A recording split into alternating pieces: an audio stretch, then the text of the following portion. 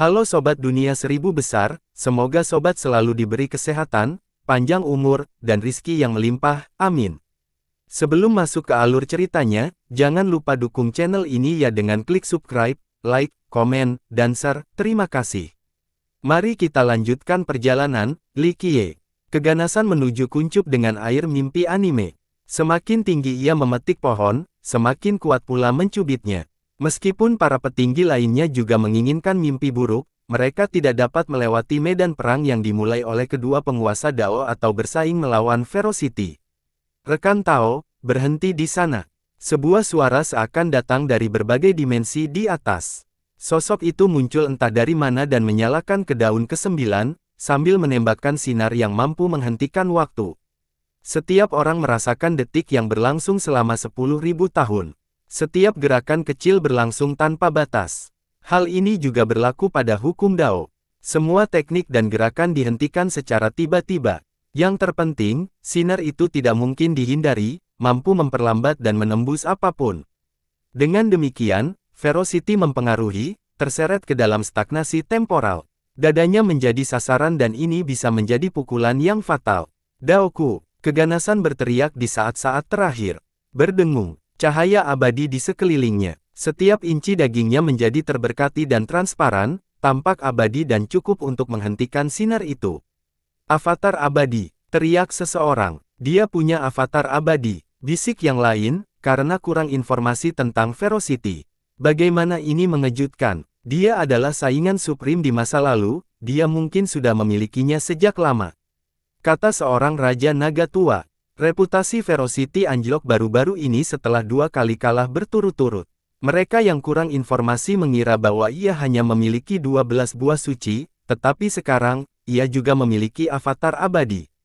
Penyerang telah menunjukkan dirinya di daun ke-9, memiliki aura yang menyerupai Dewa Iblis.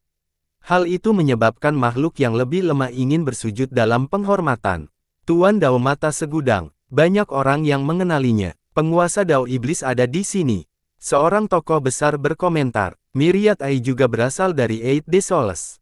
Dia adalah anggota Dragon dan bergabung dengan Dao Alliance setelah naik ke 6 benua.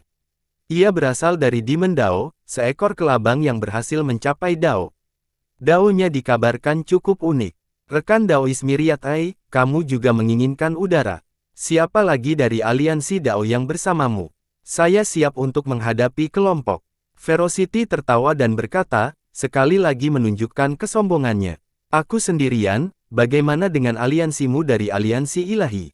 Balas segudang mata, aku sudah meninggalkan aliansi ilahi, dan aku tidak butuh siapapun untuk mengalahkanmu.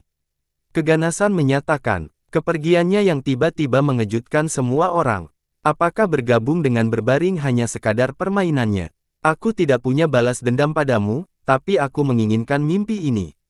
Jika kau murah hati memilih untuk mundur hari ini, aku akan membalasmu di masa mendatang. Jika tidak, saya akan melakukannya dengan kasar. Myriad Ai berkata dengan tenang. Kalian semua dari sekte yang berwenang bertindak seolah-olah kalian satu-satunya yang punya uang. Bagaimana dengan ini, kalian mundur hari ini dan aku akan membalas kalian dengan sangat baik di masa depan. Jika tidak, aku akan memenggal kepala anjing kalian. Velocity merespons dengan agresif. Jadi ya, kalau begitu kita harus bertarung, jawab Myriad Ai. Ayo, aku akan menunjukkan kepadamu betapa lemahnya matamu.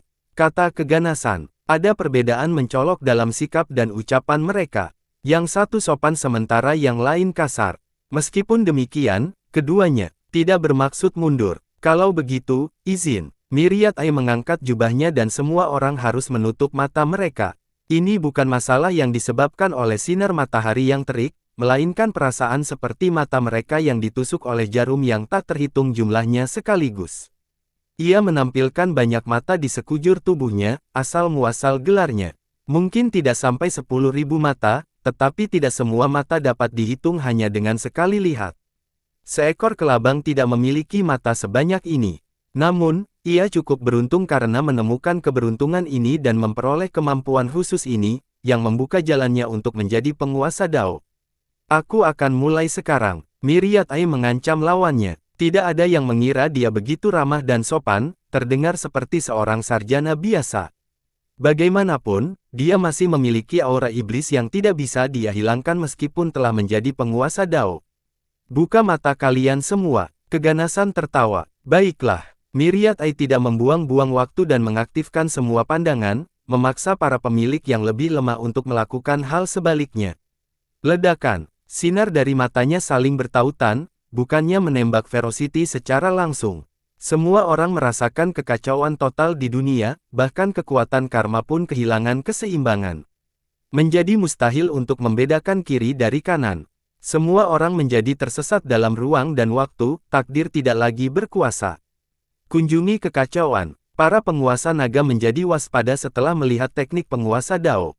Keganasan membalas dengan melepaskan ke-12 buah sucinya.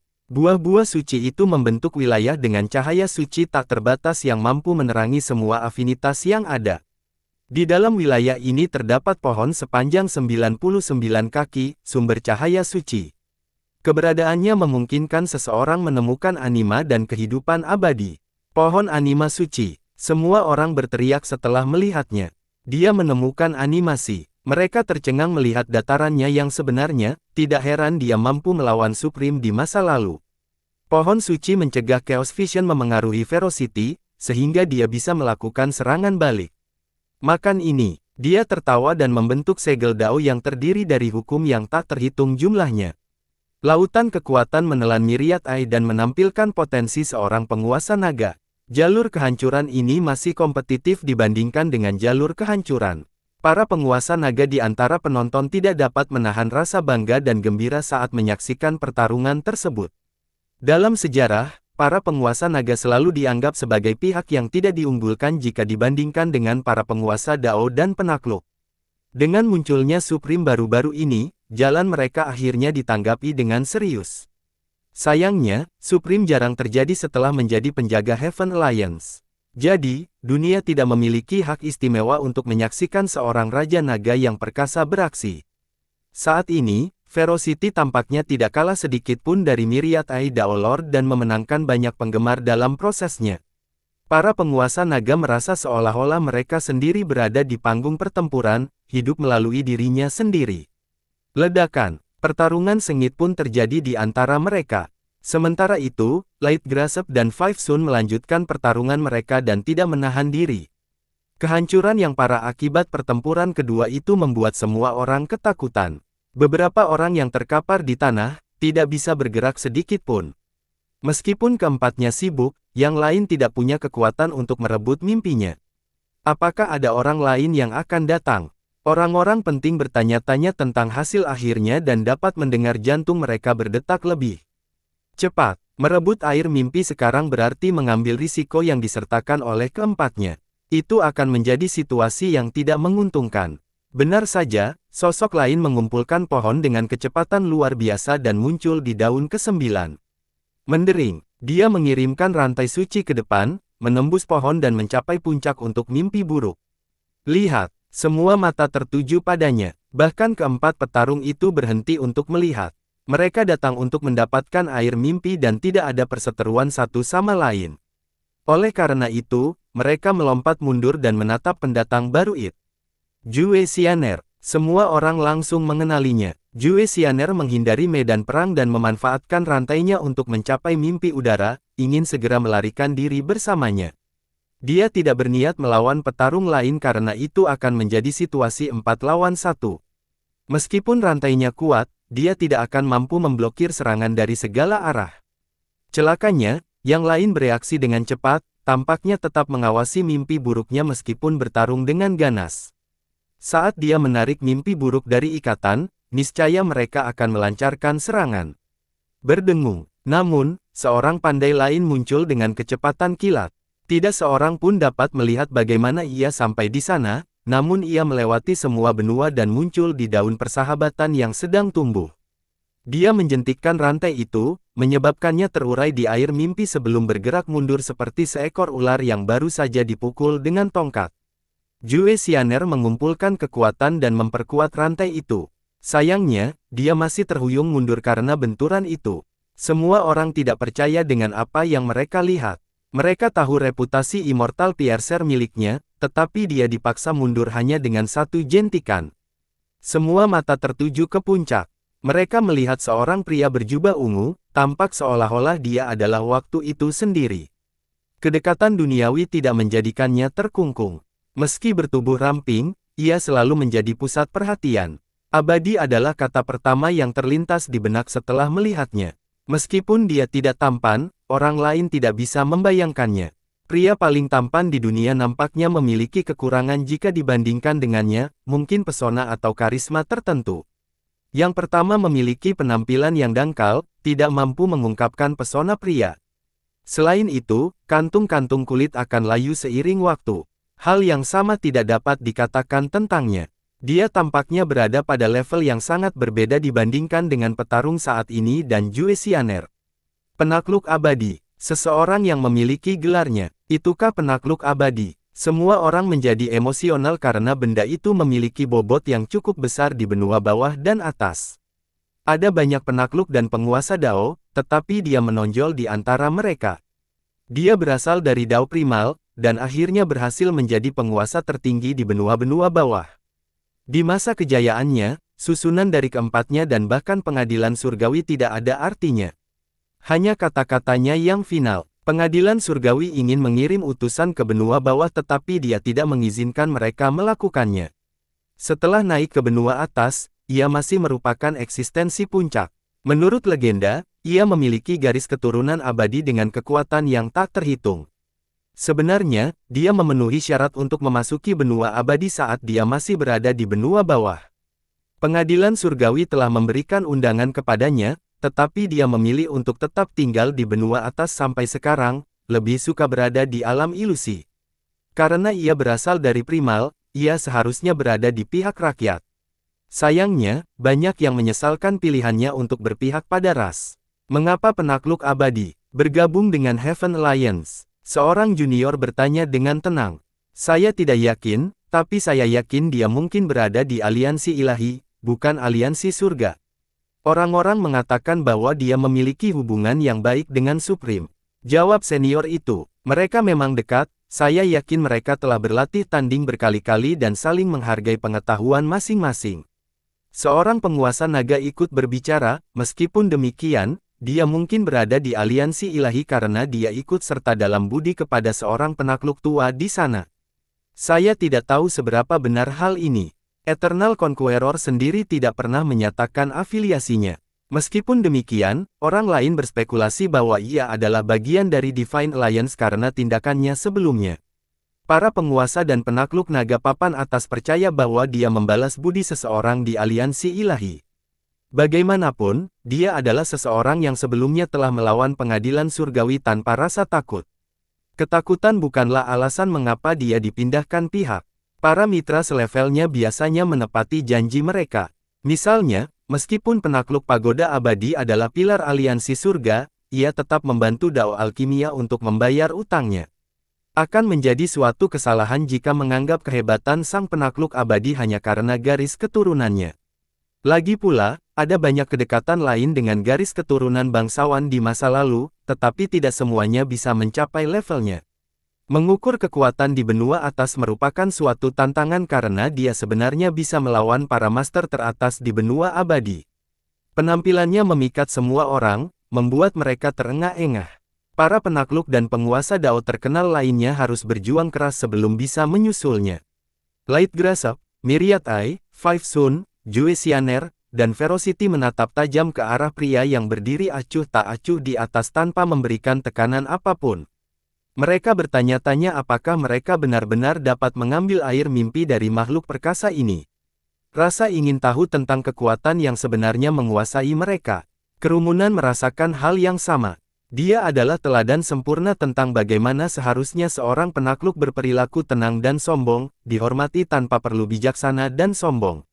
Para penggarap biasa tidak punya pilihan selain menghormati para master yang mampu menghancurkan gunung dan lautan. Tekanan mereka justru memaksa yang lain untuk jatuh ke tanah.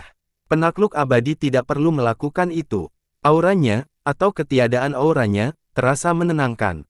Berada di sini bukanlah peristiwa yang menyedihkan. Dia istimewa. Myriad Eye mendesah dan berkata dengan kagum. Hanya semua hal yang memiliki aura serupa. Komentar 5 Matahari. Teman-teman, silakan pulang. Eternal bisa saja mengambil air mimpi itu, tetapi tetap dengan ucapan yang disampaikan kepada semua orang.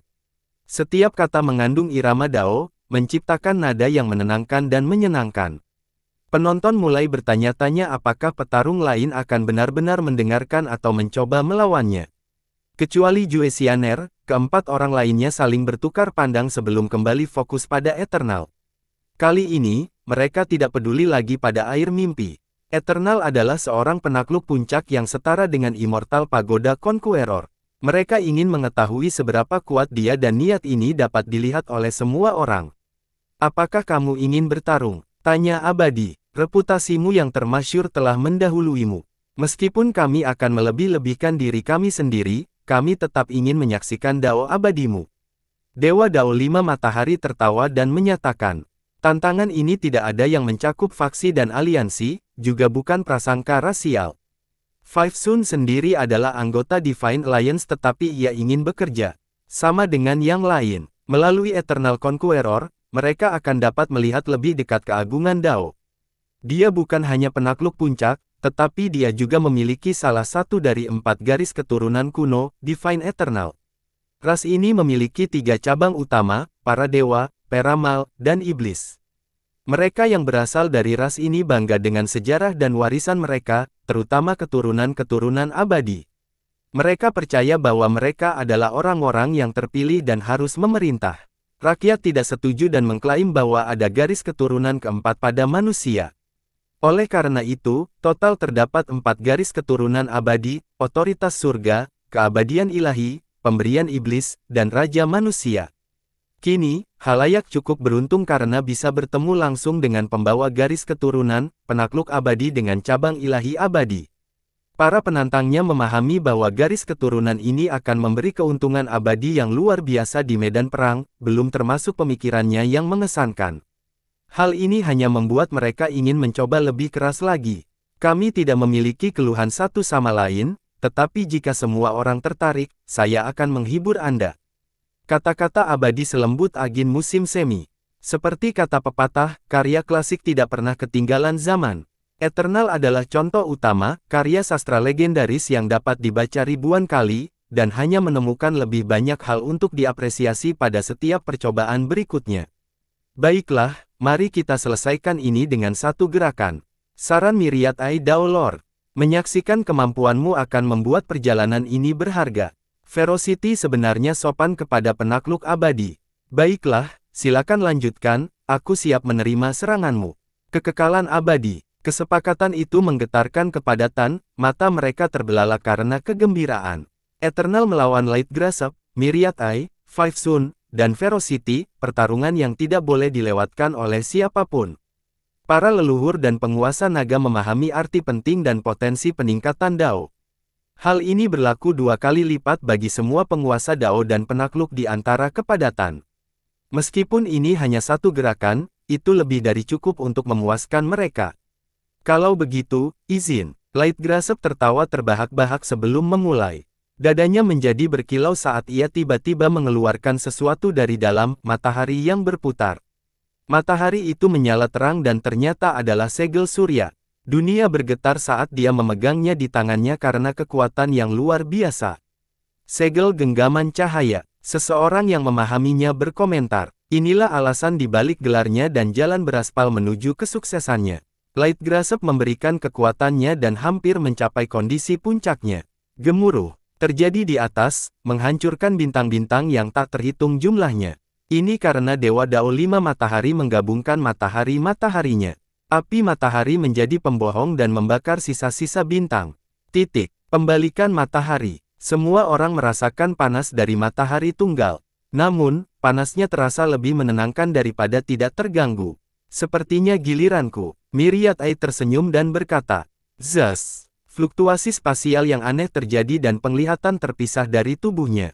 Yang lebih besar muncul di payudara, yang sebelumnya tersembunyi oleh mata yang tak terhitung jumlahnya. Mata surga. Hanya beberapa penakluk dan penguasa Dao yang berteman dengannya yang mengetahui nama mata itu. Kalau begitu, aku tidak bisa menahan diri. Keganasan tertawa dan pohon anima sucinya mencapai dirinya, seolah-olah memahami dan memungkinkannya menemukan jati dirinya yang sebenarnya. Dengan ini, ia memperoleh sumber Dao unik yang memberinya kekuatan sendiri. Semua orang merasakan kekuatannya meningkat dengan cepat. Dao-nya sendiri memperoleh kedalaman dari masa lampau. Kekuatan animasi, penguasa dan penaluk naga lainnya menjadi emosional setelah melihat kondisi keganasan yang berdaya. Dia adalah satu-satunya di antara keempatnya yang memiliki akses ke anima dan pohon suci. Aku mulai. Keganasan menyerang terlebih dahulu dengan pohon sucinya, memanggil Eternal dengan cahaya dan tekanan terkuatnya. Maju. Yang ketiga lainnya menyerang secara bersamaan tanpa menahan diri. Yang lain mungkin mengira mereka memiliki perseteruan yang tidak dapat didamaikan dengan Eternal. Namun, mereka hanya berpegang pada kesepakatan, satu langkah saja. Jika mereka menahan diri, semuanya akan sia-sia. Abadi juga akan dianggap sebagai penghinaan. Serangan berkekuatan penuh merupakan cara untuk menunjukkan ketulusan dan menciptakan makna dalam duel ini. Ledakan. Matahari tunggal dari 5 matahari turun ke abadi, tidak menyisakan ruang untuk melarikan diri. Matahari itu memiliki sifat halus, membuat penghalang fisik tidak efektif. Penguasa Dao Light Grasp melancarkan serangan telapak tangan sambil memegang segel gelarnya. Kehancurannya membuat orang banyak terengah-engah. Adapun Myriad Eye, mata terbesarnya terbang keluar dari dada dan berubah menjadi bentuk cair, mempengaruhi abadi di dalamnya. Melarikan diri melalui kedekatan temporal atau spasial menjadi mustahil. Serangan mereka menghancurkan segalanya di sekitar abadi, tidak ada satupun afinitas yang tersisa, baik itu Grand Dao maupun Yin dan Yang. Pada saat krusial ini, bergema di seluruh medan perang, keabadian. Cahaya yang menyilaukan melonjak ke langit, mampu memberikan makhluk hidup tahun-tahun yang telah berlalu sejak kelahiran mereka, keabadian dalam kilatan yang fana. Penonton yang netral tiba-tiba merasakan kekuatan agung yang meningkatkan vitalitas dan garis keturunan mereka. Mereka berpikir bahwa mereka dapat hidup selamanya dalam cahaya ini. Kekuatan garis keturunan abadi-abadi menyebar di medan perang, diperkuat oleh kekuatan anima. Serangan itu membuat lawan keempat terpental dan kelaparan darah. Mereka terbanting ke tanah, organ dalam dan energi mereka bergejolak tak menentu. Para penonton tercengang melihat pemandangan ini. Jue Xianer mengerti bahwa meskipun dia mengerahkan seluruh kemampuannya dengan Immortal Piercer, itu tidak akan cukup untuk menghalangi keabadiannya. Kekuatan sumbernya, seorang jagoan menjadi cetak dan berkomentar. Eternal tidak diragukan lagi telah menempuh perjalanan lebih jauh di jalur anima daripada Ferocity. Yang satu adalah seorang pemula sementara yang lain adalah seorang ahli. Sangat kuat, Xiao Hu tidak dapat mempercayainya. Dia telah melihat banyak master hebat sebelumnya namun masih terikat oleh gaya Eternal yang tak terpecahkan. Ini bukan hanya karena garis keturunannya saja, dia telah berlatih dengan kitab suci surgawi. Li Qiye berkata sambil tersenyum. Kitab suci surgawi. Xiao Hu tercengang sekali lagi. Gurunya mempelajari salah satu dari 9 pedang Dao finalitas, tetapi tidak bersumpah ini. Kenyataannya, Hallowed Dao Lord sangat cemerlang. Sayangnya, berbeda dengan garis keturunan Eternal, garis keturunan Hallowed adalah hal yang ditahan. Pada saat ini, Light Grasp dan yang lainnya bangkit dan menatap abadi. Hebat, keabadianmu diaktifkan hanya dengan satu pikiran. Kata Light Grasp dengan kagum. Jalannya tidak ada habisnya, mungkin suatu hari kalian semua akan melampauiku. Kekal berkata dengan rendah hati meskipun ada jurang yang jelas tidak dapat diatasi yang ditunjukkan selama tantangan tersebut. Meskipun demikian, ia tetap memberikan harapan kepada orang lain karena ia benar. Jalan Tao tidak ada habisnya, siapa yang tahu siapa yang akan menang di masa depan. Aku menghargai kata-katamu yang tepat. Aku akan datang menemuimu lagi begitu aku memiliki anima. Light Grasp tertawa dan meninggalkan tempat kejadian. Dia mencuri kata-kata dari mulutku. Sampai jumpa nanti, Dao Brother. Myriad Eye menangkupkan berkumpul dan pergi juga. Terima kasih atas pelajaran hari ini. Dewa Dao 5 Matahari pergi. Ferocity menatap udara dalam mimpi itu, tetapi menyadari bahwa itu berada di luar jangkauannya. Dia menghentakkan kakinya dengan marah dan berkata, dunia ini luas, tetapi kita akan bertemu lagi. Jue Xianer juga meninggalkan daun ke-9 dan tidak mengatakan apa-apa. Eternal telah menunjukkan kekuatannya kepada semua orang. Pertarungan solo tidak ada artinya sekarang, hanya karakter seperti All Things dan Supreme yang punya kesempatan. Sepertinya sang penakluk abadi adalah pemenang terakhir. Xiao Hu menghela nafas dan berkata, "Kau benar-benar menginginkannya." Li Qiye tersenyum. "Aku hanya ingin melakukan sesuatu untuk tuanku, aku menyesal menjadi begitu lemah saat ini." Xiao Hu tersenyum kecut, menyadari bahwa dirinya hanyalah seekor cacing yang menatap seekor naga. Eternal menatap semua orang sebelum berbicara, "Aku menghargai semua orang yang bersantai padaku, aku memang membutuhkan bantuan mereka." Setelah berkata demikian, ia meraih mimpi, tak seorang pun dapat menggagalkannya. Pelan-pelan saja, sebuah suara pelan memotong pembicaraannya. Pembicara itu sepertinya masih disembunyikan. Semua orang menoleh dan melihat bahwa Li Qiye lah yang sedang mengilhami tubuhnya. Mereka mulai berdiskusi satu sama lain tentang pria yang datang entah dari mana ini.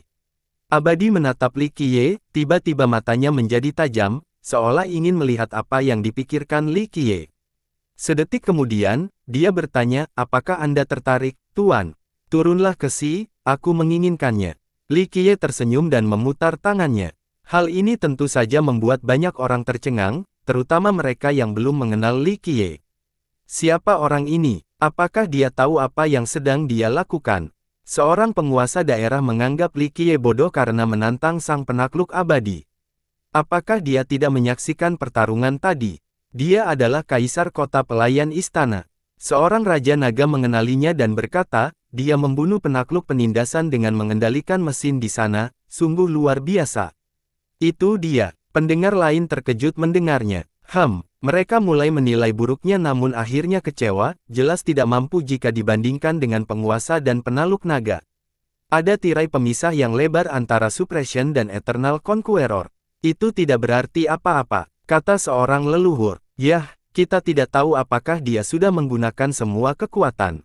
Seorang raja naga menjawab, belum lagi karakter tingkat leluhur, bahkan penguasa naga dan penakluk tidak dapat berspekulasi tentang puncak sejati Li Qiye. Dia tampak diselimuti kabut misterius. Mungkin mesin-mesin itu satu-satunya alasan kemenangannya. Tuan lainnya berspekulasi. Meski begitu, itu tetap menunjukkan betapa istimewanya dia karena berapa banyak orang lain yang mampu mengendalikan mereka dalam sejarah. Seorang leluhur kuno berkata dengan lembut, "Turun ke sini, ini hanyalah permintaan biasa jika diberikan kepada orang lain." Sayangnya, ini adalah hal yang sama sekali berbeda jika ditujukan kepada sang penakluk abadi, sebuah ekspresi pengampunan yang disengaja. Ingat, Eternal Conqueror adalah seorang yang cerdas puncak. Para setaranya, Sword Queen, Supreme, atau siapapun, tidak akan berbicara kepadanya dengan cara ini. Kesombongannya membuat Ferocity malu. Komentar seorang Raja Naga, Ferocity sudah cukup gila namun dia bahkan tidak bisa menjadi adik laki-laki Li Qiye. Apakah dia ingin bunuh diri? Seorang leluhur bertanya-tanya. Semua orang tahu bahwa sang penakluk abadi memiliki kepribadian yang hebat. Namun, para penakluk tidak akan pernah berbelas kasihan jika sudah terpancing emosinya.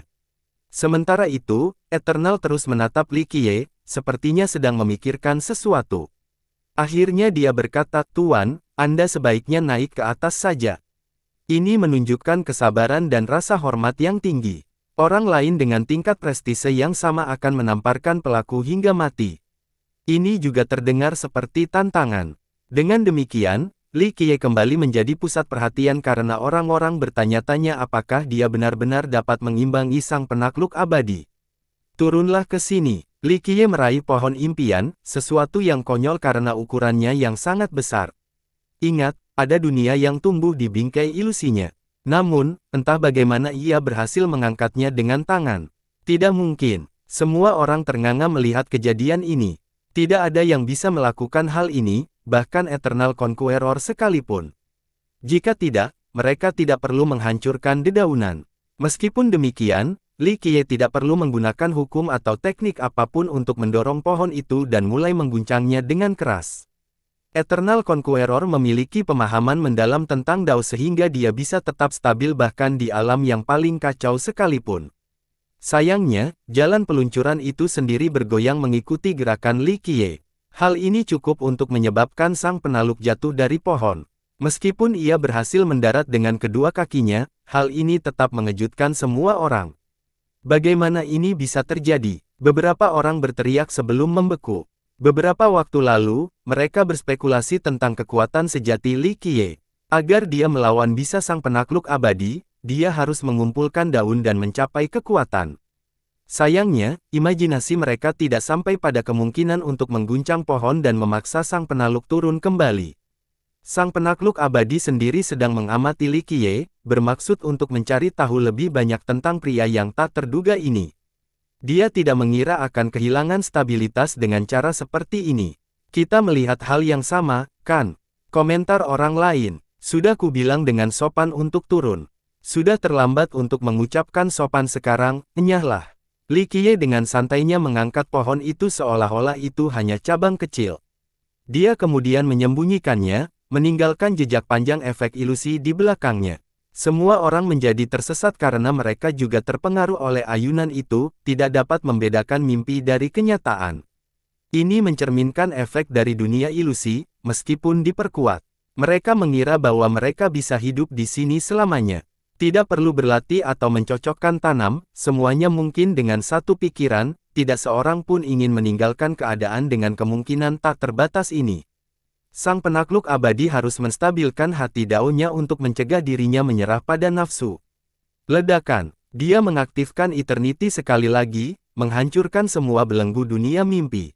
Ia menampilkan keunggulannya dengan menjadi orang pertama yang berhasil lolos dari perangkap ilusi ini. Sayangnya, ia tetap tertabrak oleh pohon yang memiliki keagungan 3000 dunia dan siklus yang tak terhitung banyaknya.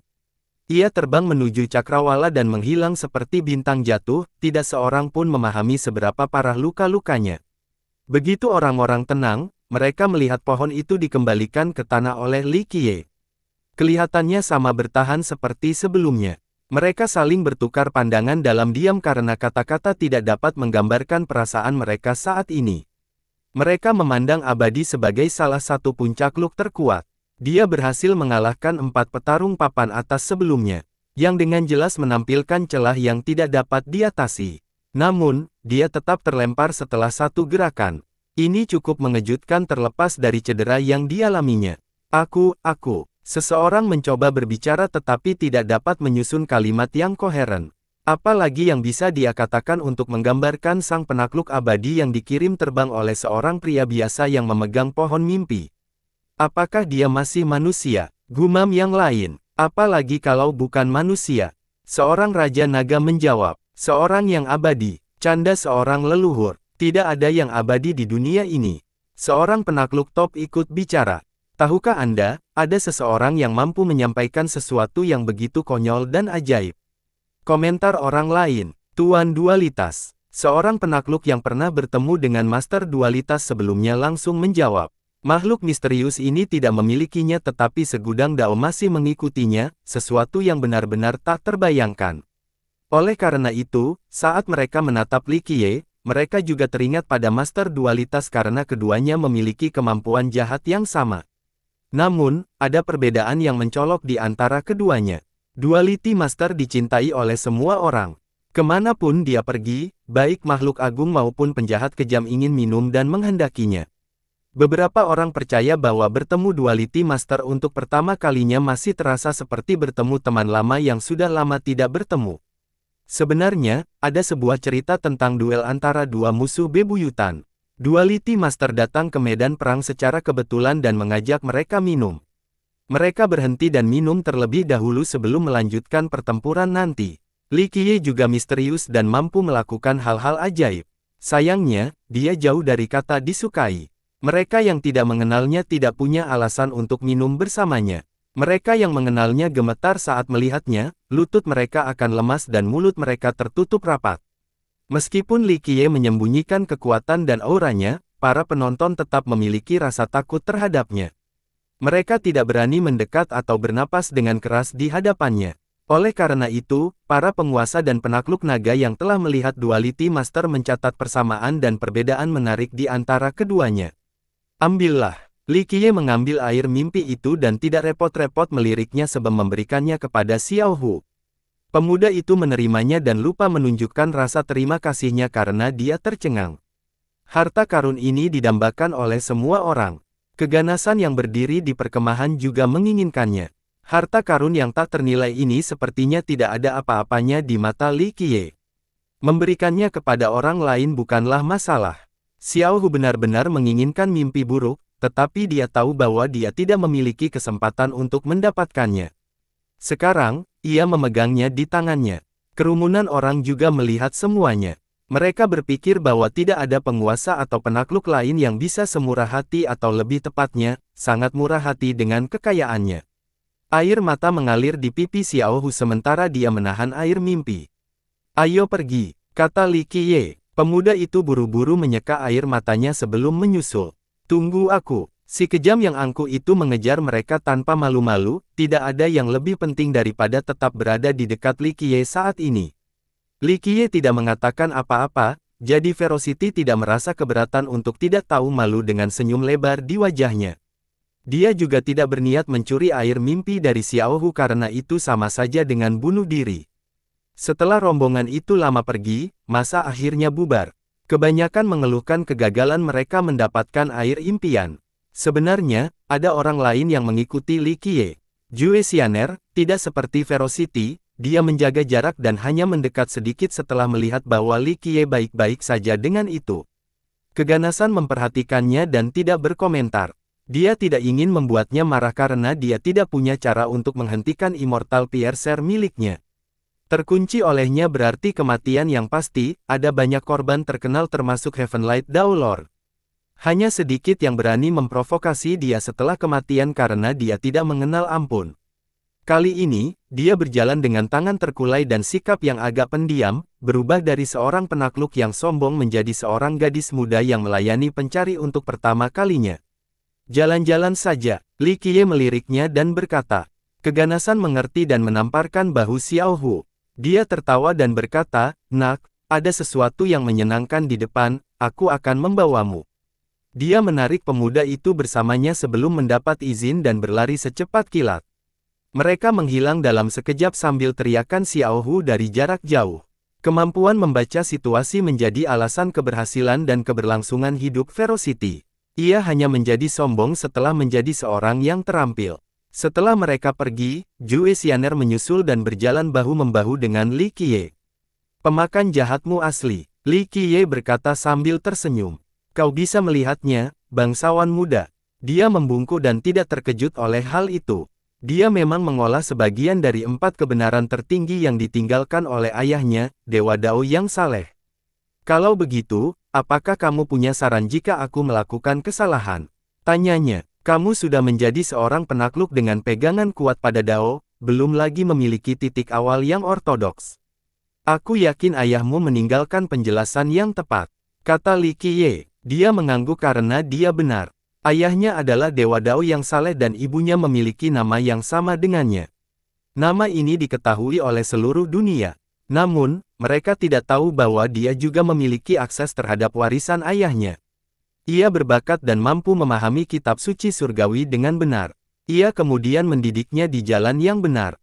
Fondasi yang kokoh ini memungkinkannya menjadi seorang penakluk. "Dia pria hebat," katanya lembut.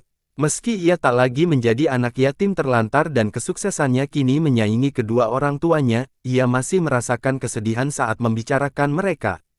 Keduanya adalah pasangan yang sempurna, tetapi pada akhirnya, mereka menjadi musuh selama Perang Kaisar. Keduanya tewas dalam pertempuran. Dia tidak tahu siapa yang benar atau salah, keduanya punya sudut pandang dan alasan sendiri. Sebagai seorang penakluk, ketahanan mentalnya melebihi para keterampilan biasa.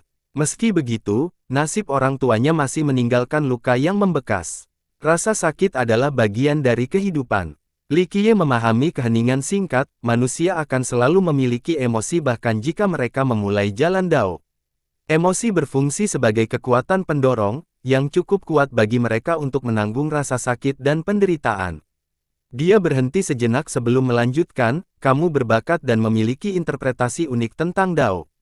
Namun, jika kamu tidak bisa mengatasi masalah ini, akan ada latihan di hati Daomu dan suatu hari kamu akan goyah.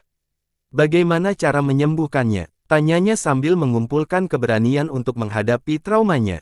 Dia telah sendirian sejak orang tuanya meninggalkannya karena ketidakpercayaannya pada segalanya. Hal ini membuatnya tidak dapat mengungkapkan emosi dan traumanya kepada orang lain. Yang lain mengira sebagai penakluk yang dingin dan brutal, yang selalu menjaga jarak. Sayangnya, hatinya masih berdebar-debar di balik sikap dinginnya. Akhirnya, dia bertemu seseorang yang tidak takut pada Immortal Piercer dan bisa diajak bicara. Mengambil langkah selanjutnya ini membutuhkan keberanian dan kepercayaan pada Li Qiye. Perlu diingat bahwa mereka berdua pernah berkonfrontasi secara antagonis di masa lalu. Entah bagaimana dia berpikir bahwa ini adalah satu-satunya kesempatannya untuk mengubah jalan hidupnya dan akhirnya mengambil langkah yang sulit itu. Dia sangat menyadari kekurangan mental dan menghancurkannya saat ini. Perbaikannya sangat penting atau dia akan terjebak di alam saat ini sampai mati. Retakan di jantung daunnya menyebabkan stagnasi. Jika dia menerobos dengan paksa, dia mungkin menderita penyimpangan ki dan cedera serius. Siapa kamu? Li Qiye bertanya-tanya tanpa diduga. Jue Xianer. Dia tetap menjawab, meski bingung. Tidak, kamu adalah Li Xianer. Li Qiye menggerakkan lembut rambut sepanjang sebelum menyentuh dahi dengan satu jari. Berdengung. Dia gemetar saat diselimuti cahaya yang berkedip-kedip. Sesuatu menangkap pikiran dengan cara yang menenangkan, sensasi hangat yang belum pernah dia rasakan setelah menjadi yatim piatu. Dia merasa rileks dan bebas untuk pertama kalinya, hati daunnya secara tidak sengaja membuka dan menyambut sensasi ini. Sinar itu diinstal di hati daunnya dan menginfeksi setiap celah. Nasib dan pikiran yang sebenarnya lebih siap untuk dimandikan oleh cahaya lembut ini. Pikirannya seperti dunia yang beku, sebuah refleksi dari kehidupannya yang sepi. Mungkin terakhir kali dia merasa dicintai adalah saat dia masih bayi dan dipeluk oleh kedua orang tuanya. Kemudian, dia hanya tahu tentang bertahan hidup dan Dao. Dia menyegel emosinya agar tetap hidup, hal ini tidak berubah bahkan setelah dia menjadi penakluk. Lagi pula, mengapa seorang penakluk yang angkuh membutuhkan cinta dari siapapun? Dia mendapati dirinya terjebak dalam puncak yang dingin, masih sendirian. Ini bukan kepribadian aslinya atau pilihannya untuk mencapai Dao, melainkan produk dari keadaan. Sekarang, cahayanya mencapai pikiran dan hati Dao wanita itu, perlahan-lahan mencairkan pengalaman mental dan memeliharanya. Prosesnya hanya bisa digambarkan menjadi sesuatu yang luar biasa tanpa sedikit pun rasa tidak nyaman. Dia menikmati sensasi ini saat hati Daonya perlahan mencair, memungkinkan lebih banyak sinar untuk masuk. Mereka akhirnya mencapai celah di hati daunnya. Meskipun lembut dan hangat, mereka masih menyebabkan kenangan menyakitkan muncul kembali. Meskipun demikian, mereka berfungsi sebagai obat mujarab dan perlahan-lahan menyampaikan luka, dengan tujuan untuk menutupnya selamanya. Ia gemetar saat bekas lukanya muncul kembali, namun seiring berjalannya waktu, ia merasakan gatal aneh di ingatannya dan menjadi mati rasa. Ia berhenti berpikir dan membenamkan dirinya, membiarkan kehangatan menyebar ke seluruh tubuhnya. Kebahagiaan dan kegembiraan kembali menggantikan kesetaraan yang dingin. Ia mendapati dirinya meninggalkan gunung yang dingin menuju padang hijau. Tawanya menggema di seluruh lembah. Sudah lama sejak terakhir kali ia tertawa, apalagi merasakan kebahagiaan. Akhirnya ia sadar kembali dan merasa senyaman mungkin. Semuanya terasa lembut dan geli, mungkin kegembiraan yang sama saat berada di dalam rahim. Air mata membasahi pipinya, membuatnya harus menyekanya. Pengalaman ini telah memperbaiki kondisi mental dan jantung secara drastis. Kamu adalah kamu, apa yang terjadi pada orang tuamu sudah berlalu sekarang. Kamu harus hidup menjalanimu sendiri dan tahu bahwa kamu terbebas dari masa lalu. Kamu adalah Li Xianer sekarang, kata Li Qiye. Li Xianer, ucapannya lembut. Nama sebelumnya hanya membuatnya sakit hati dan mengingatkannya pada masa lalu yang tragis. Menjadi seorang penakluk tidak menyelesaikan permasalahan. Keberadaan namanya adalah kutukan yang tak terelakkan. Meskipun hati daunnya telah dibudidayakan oleh pemanasan, tidak ada yang dapat dilakukan Li Qiye terhadapnya selain benar-benar mengubahnya. Dengan berhenti menjadi Jue Xianer, dia tidak lagi terikat oleh orang tuanya dan masa lalunya, dan mampu hidup sendiri. Mulai hari ini, namanya adalah Li Xianer. Jue Xianer kini telah pergi bersama ibunya. Bangsawan muda, aku akan membalas kebaikanmu dengan nyawaku. Dia kemudian berbaring di hadapan Li Qiye. Aku tidak membutuhkan nyawamu. Kau bisa membalas budiku dengan berjalan lebih jauh di jalan Dao yang tak berujung. Dia menerima tawaran itu dan menyuruhnya berdiri. Hatinya dipenuhi kehangatan. Ia meraih cadarnya, ingin melepaskannya untuk melihat jati dirinya yang sebenarnya. Aku sudah mengenalmu karena aku telah memberi kehidupan baru, tidak perlu perkenalan lagi. Li Qiye berhenti dan tersenyum. Ya, kamu telah memberikanku kehidupan baru, tidak berbeda dengan orang tua kandungku, katanya sambil menerima orang lain dalam hidupnya.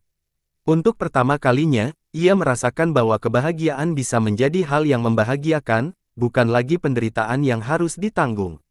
Bersambung.